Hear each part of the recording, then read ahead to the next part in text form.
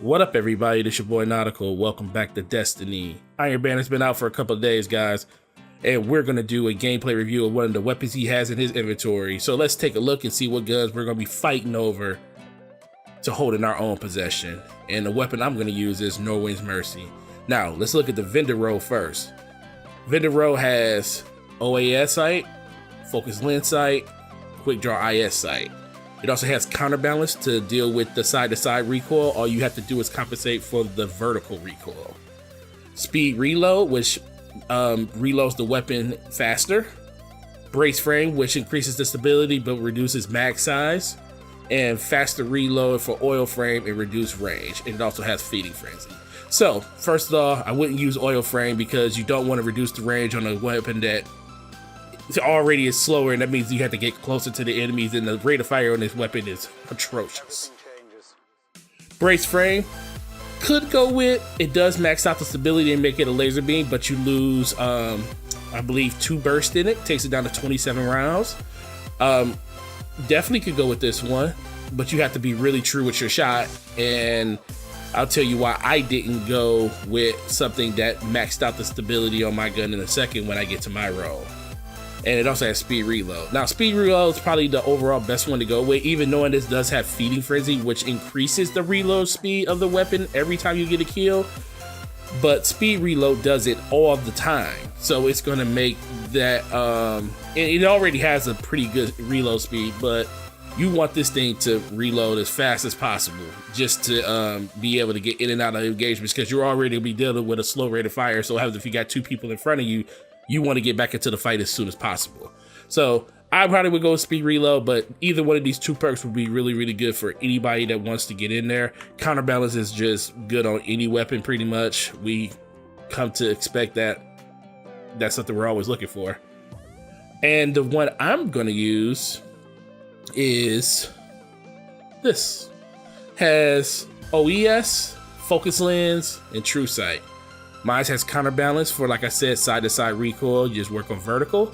Hand loaded is the one I ended up going with because I want extended range out of this weapon. I do not want to be close to people when I'm using it. I want to be as far away as I can possibly be to actually, dictate my engagements when people are coming at me. I can see when people are rushing me and everything like that. And I definitely just love this perk more than the second one, which is hand laid stock, which does increase ability, but it reduces the range, and I don't want to lose more range on this weapon at all. And they're about to shut down the servers, as you guys can see. But that's the reason I didn't go with that, because I don't want to lose more range. It does max out stability, but I reduce range. And also has oil frame, faster reload, reduce range. No, more reduced range. Don't want that either. And glass half full. Bottom half of the magazine causes additional damage. Now, if I didn't, hand laid stock does not reduce your magazine size. I could go with this, but it just makes sure that you have to hit every shot, no matter what. If you're just hitting bodies, you're like not using this weapon right. And that's even with a longer range one. It's just that you have more opportunity to line your shots up the further away they are than trying to just react to somebody pushing you. So glass half full is just good overall on this weapon overall. But honestly, this is why I went with this hand loaded in the first place. So guys, this is the one we're going to use when we go into the Crucible and actually battle other Guardians. Oh, but before I leave, let's take a look at the sniper rifle he has. He has a pretty good, decent sniper rifle in here this time, went away with March. And this one has the SL20 sight, it has the long view, and it has the Texas sight. Also has Grenadier, it also has armor piercing, rifle barrel, oil frame, and hidden hand. Well, hidden hand on any sniper rifle is pretty amazing, and anybody should love having that. Now, I actually have one already. Mine has the Wild Hawk, it has the View Tac, and it has Ambush. It also has triple tap, ejection mode, mulligan, casket mag, skip rounds. Now, you can use it in PvP, but this is mostly a PvE sniper rifle when it comes to the perks it has on it. I'll be looking if I could have got one probably right here with something other than triple tap. I could do a mulligan in the Crucible. Injection mode isn't bad either, but if I could have got something else here, I would have been happier. But this is cool. I can actually, it's another reason to use a different sniper other than 1K stare and PvE. So, but that's that weapon. So, like I said, we're going into the Crucible. Nowhere's Mercy is the one we're going to use.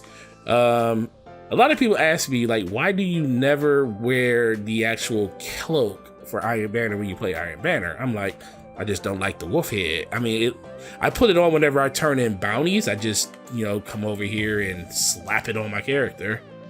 And it's fine. Now, it doesn't look bad. It's just, I don't know. It's just something about a head on my head. I guess that's probably what it is.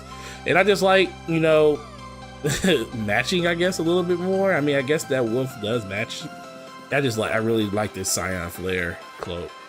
With these colors, it just makes it pop more. And when I don't want to wear that, when I just pop this one on, and man, the blues just come together. I really like it a lot. I don't know, style over substance, I guess. I don't know, but all right, this is the weapon we're going to use. We're going to go into the Crucible and we're going to battle Lord Saladin guardians that he actually wants to put up against us. So I'll see you guys there.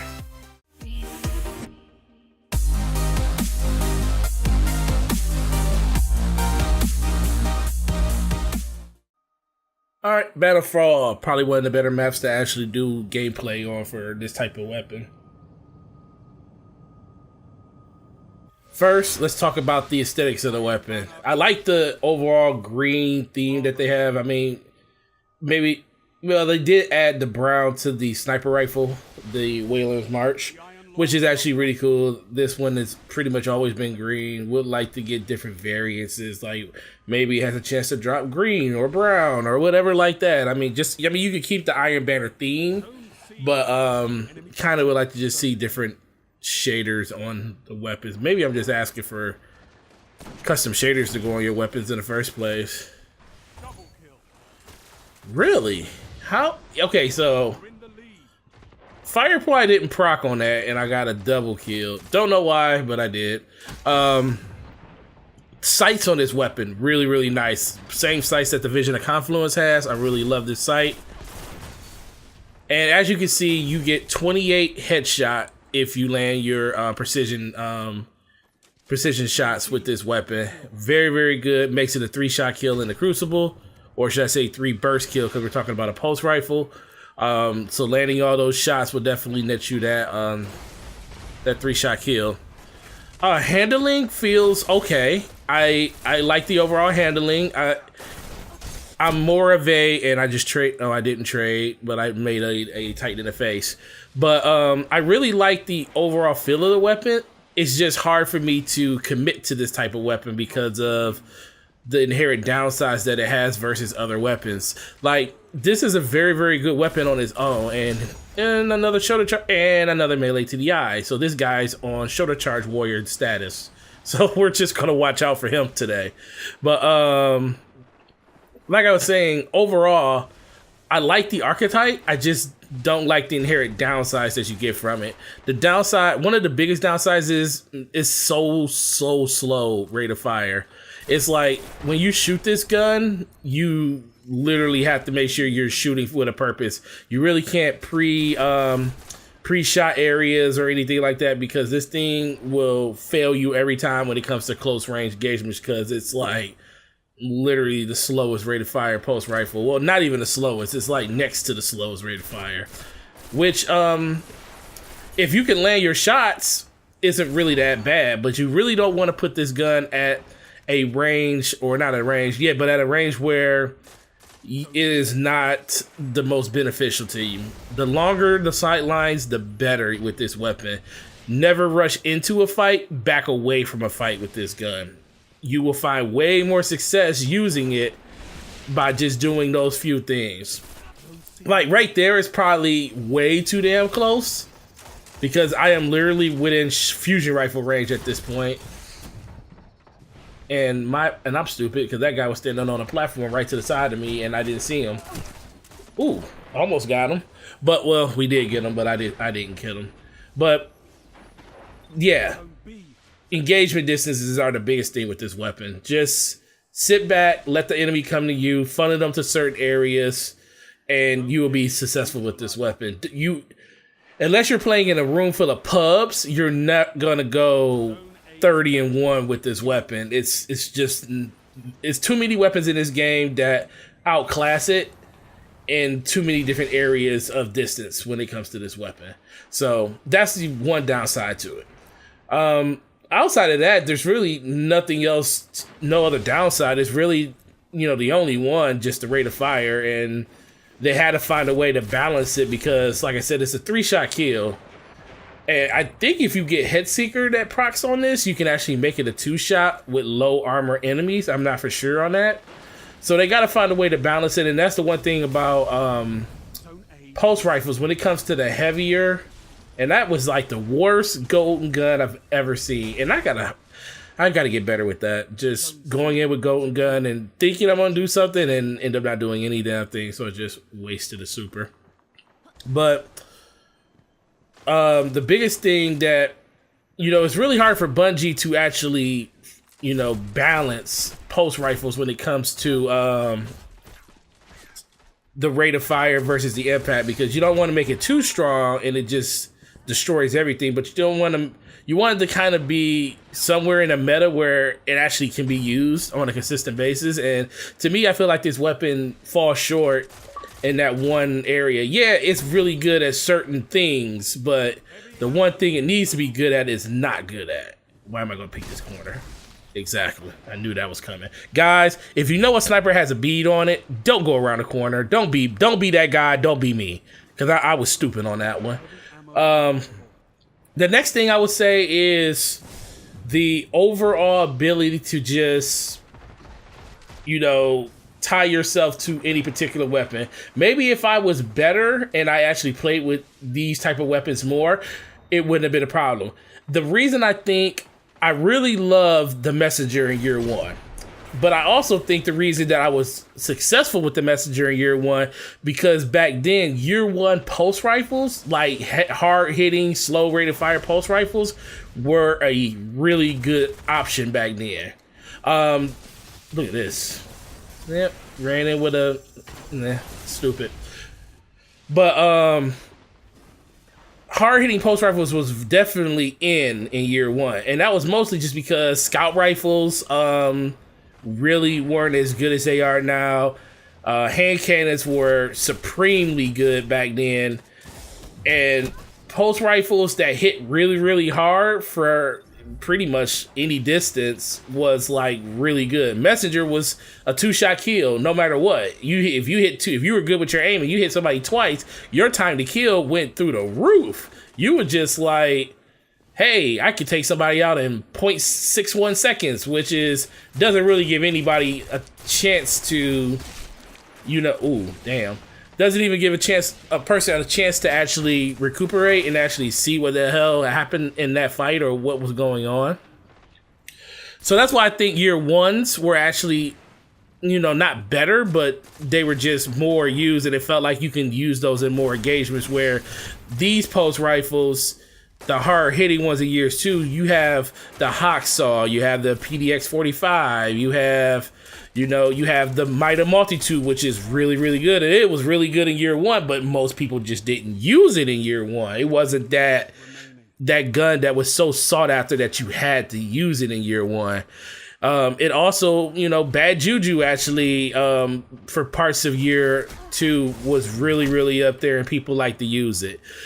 We just need to, understand that weapons like this are hard to balance. And the only way you're going to find out if you like it is by getting in there and using it. And if you're not going to get in there and use it, then you'll never know exactly how good you could actually be with a weapon like this. Because I guarantee you, somebody that puts the time in and knows distances and engagements and stuff like that will do perfectly fine with this weapon. I mean, in this game, I wasn't stellar with it, but I actually did. I had more kills with this weapon than I had with any other weapon. I made it a purpose not to use my sniper rifle as much as I could, and then we're probably in a room with a bunch of noobs that don't know what the hell they're doing, so that might have a lot to do with it. There has been many times over the course of making this video that I literally had to switch to a different gun just because it's like this gun penalizes you so much when it comes to the actual ability to proc damage on somebody and actually have follow-up shots with them. So I would switch to my Mida when games were getting out of control and had to get in the sweat, had to pour from my pores. I would put on my Mida. And I guess that's saying not really good things about the weapon. I mean, like I said, I think, whoa, did he kill that guy? Yeah, he saved my life. But I guess that's not saying really good praise about the weapon. You know, if you feel like you have to use something else to help in the meta, you know, then is the gun any good? First thing that somebody always told me, if you're not playing the meta, you're doing it wrong. And kind of, that's really true. You know, scout rifles are in the meta. Fast rate pulse rifles are definitely in the meta. Hand cannons are a little bit coming back. I mean, last word is pretty much the standout for that. And like I said, you just see me kill that one guy. That's pretty much how far you can actually go when it comes to actually taking on somebody else with that type of with this type of weapon.